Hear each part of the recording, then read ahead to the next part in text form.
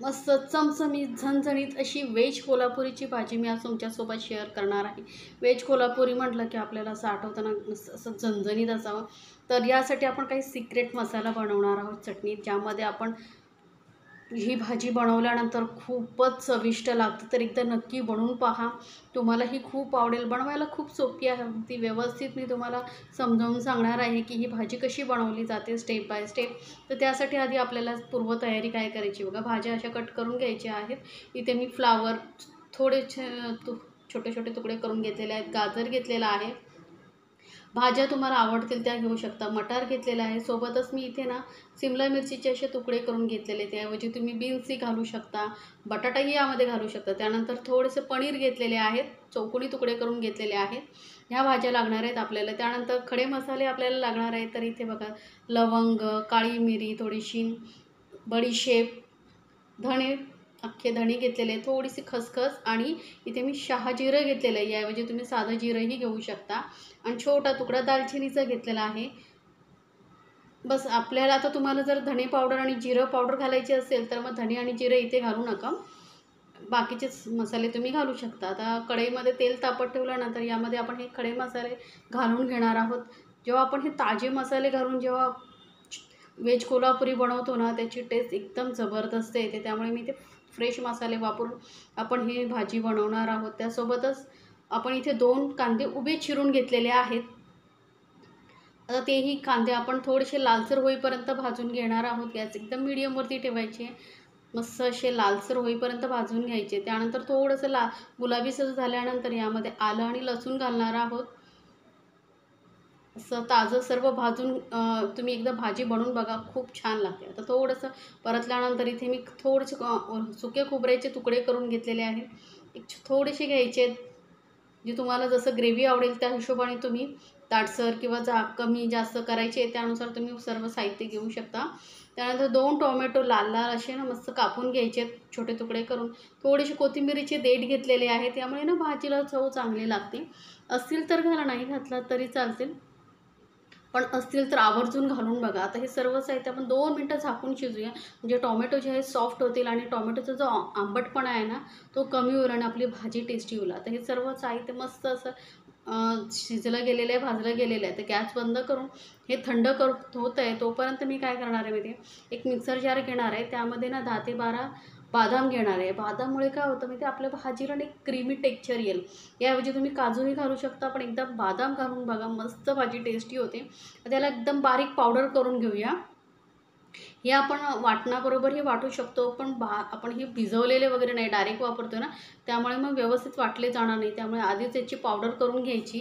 आता यामध्येच आपल्याला जे वाटण आपण करून ठेवलं होतं ते घालून घेऊया. वाटण ही हलकं थंड झालेलं आहे. तर हे सर्व वाटण यामध्ये मी घालून घेते आणि यामध्ये आता थोडंसं पाणी घालूया आणि बारीक एकदम वाटायचं. लक्षात ठेवा, हे जेव्हा वाटण जे आहे बदाम बरोबर वाटलं जाईल ना, तेव्हा त्याला एक क्रीमी असं टेक्स्चर येईल आणि आपली भाजी एकदम मस्त क्रीमी रिच टेस्टी होते. आता हे बघा, वाटण सगळं आपलं तयार झालेलं आहे. याला ठेवूया साईडला आणि वळूया गॅसकडे.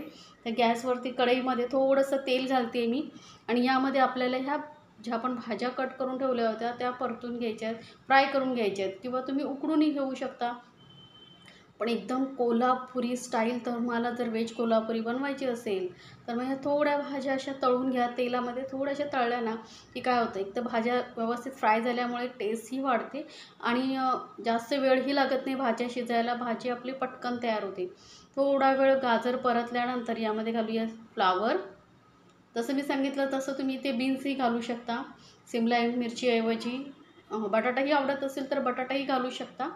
पनीर नसेल वापरायचं तर बटाटा वापरू शकता तुम्ही. तर भाज्या बघा मस्त हलक्या हलक्या अशा फ्राय झालेल्या आहेत. कलरही हलकासा चेंज झालेला आहे. जास्त काळपट आपल्याला करायचे नाही आहे. थोडंसं 50% आपल्याला या भाज्या तेलामध्ये फ्राय करून घ्यायच्यात. आता यामध्येच मटार आणि सिमला मिरचीही मी घालून घेतलेली आहे. तुम्हाला जर आवडत असेल ना तर कांदाही असं मोठ्या चौकोनी फोडी करूनही तुम्ही यामध्ये घालू शकता. कांदा, सिमला मिरची, फ्लावर, मटार हे सगळं आपण तेलावरती मस्त फ्राय करून घेणार आहोत. जास्त नाही, 2-3 मिनटं लागतात फ्राय होण्यासाठी भाज्या, पण भाजीची टेस्ट खूप छान येतात. आता ह्या भाज्या आपल्या फ्राय झालेल्या आहेत, काढून घेऊया. भाज्या सर्व मी काढून घेते, तेल व्यवस्थित निथळून भाज्या काढून घ्यायच्या आणि यामध्येच मी ना हे पनीर घालून घेते. पनीर फक्त हलकासं फ्राय करून घेणार आहे, जास्त नाही.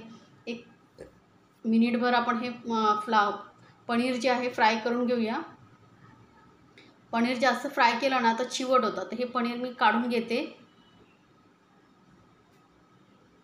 तर पनीर आपण काढून घेतल्यानंतर उरलेल्या तेलामध्येच आपण जे हे वाटण करून ठेवलं होतं ते सर्व घालून घ्यायचं आहे आणि एकदम गॅस मंदवरती करायचे. आणि मंद गॅसवरती आता हे ना वाटण जे आपल्याला तेलामध्ये चांगलं परतून घ्यायचं आहे. जेवढं तुम्हाला ग्रेव्ही टेस्टी बनवायची असेल ना तर ते थोडंसं वाटण तुम्हाला परतून घ्यावंच लागतं. व्यवस्थित जेव्हा तुम्ही हे वाटण किंवा ग्रेव्ही तेलामध्ये शिजवता ना तेव्हा आपली भाजी टेस्टी होते. हे थोडा वेळ परतल्यानंतर यामध्ये आपण मसाले घालणार आहोत.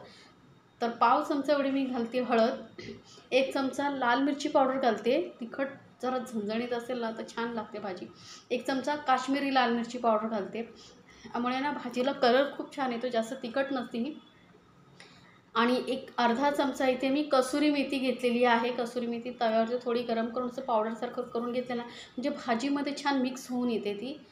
तुम्हाला आवडत असेल तर घाला, पण भाजीला टेस्ट जबरदस्त येते यामुळे.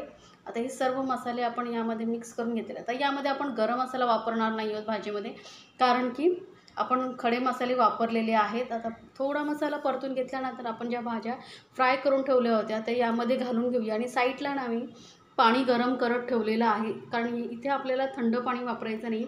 चांगलं उकळतं पाणी यामध्ये घालायचं आहे, म्हणजे भाजीचं जे टेक्स्चर आहे ना तसंच टिकून राहतं, मस्त टेस्टी होते भाजी आणि लवकर वाफली जाते. आता यामध्ये घालते चवीनुसार मीठ. अजून आपण यामध्ये पाणी घातलेलं नाही आहे. चांगलं व्यवस्थित ग्रेव्हीबरोबर भाज्या चांगल्या परतून घेतलेल्या, 1 मिनिटभर भाज्या परतून घेतल्यानंतरच यामध्ये घालायचं आहे पाणी. तर पाणी गरमच घालायचं आहे, लक्षात ठेवा. चांगलं गरम पाणी घातल्यामुळे काय होतं, ग्रेव्हीला भाज्यांचा जो शिजण्याचं टेम्परेचर आहे तो व्यवस्थित मेंटेन राहतो, त्यामुळे गरम पाणीच घालायचं आहे. आणि भाज्या व्यवस्थित मिक्स करून घेतल्यानंतर आपल्याला याला कमीत कमी 5 मिनटं शिजवून घ्यायचं आहे. भाज्या ऑलरेडी 50% शिजलेल्याच आहेत, पण 5 मिनटं शिजवले की भाज्या परफेक्ट शिजून येतील. तर 5 मिनटानंतर आपण पाहूया. तर बघा भाज्या आपल्या मस्त शिजल्या गेलेल्या आहेत. ग्रेव्हीला कलरही खूप छान आलेला आहे. आता यामध्ये घालूया पनीर. पनीर भाज्यांबरोबर घालायचं नाही, कारण पनीर जर जास्त शिजला गेला ना तर तो चिवट होतो. त्यामुळे पनीर थोडा वेळ भाजी शिजल्यानंतरच घालायचं. 1 मिनिटभर आपण ही पनीरबरोबर भाजी परत शिजवून घेऊया, म्हणजे भाज्यांमध्ये पनीरमध्ये जो मसाला वगैरेचा फ्लेवर आहे ना तो व्यवस्थित उतरेल. वरून थोडीशी कोथिंबीर घालते मी आणि मिक्स करून फक्त 1-2 मिनटं आपण ही भाजी शिजवून घेणार आहोत. त्याआधी मी इथे ना एक मसाला घालणार आहे, ज्यामुळे आपल्या भाजीची टेस्ट खूप छान येते. तर इथे मी एक अर्धा चमचा किचन किंग मसाला वापरलेला आहे. आपण गरम मसाला वापरणार नाही आहोत, कारण गरम मसाला आपण खडे मसाले वापरले त्यामुळे. आणि किचन किंग मसाला असेल तर नक्की घालून बघा, किंवा सब्जी मसाला असेल तोही घालू शकता, किंवा नाही घातला तरी चालेल. आता हे कवर करून 2 मिनटं फक्त मी भाजी शिजवून घेतलेली बघा. मस्त अशी चमचमीत रस्सेदार अशी व्हेज कोल्हापुरी तयार झालेली आहे. आता ग्रेव्ही तुम्हाला किती पातळ घट्ट हवी आहे त्यानुसार तुम्ही ॲडजस्ट करू शकता पाणी. पण थोडंसं दाटसर असेल ना तर खाण्यासाठी खूप छान लागते. तर ही बघा व्हेज कोल्हापुरी आपल्या घरच्या घरी चमचमीत झणझणीत असं तयार झालेलं आहे. तर नक्की बनवा आणि मला कमेंट्समध्ये सांगायला विसरू नका तुम्हाला रेसिपी कशी वाटली. अशा छान छान रेसिपीसाठी आपल्या चॅनलला सबस्क्राईब करायला विसरू नका. सोबतच बेल आयकॉनवरती नक्की क्लिक करा, म्हणजे काय होईल, माझ्या नवीन रेसिपीची नोटिफिकेशन लगेचच तुमच्यापर्यंत पोहोचेल.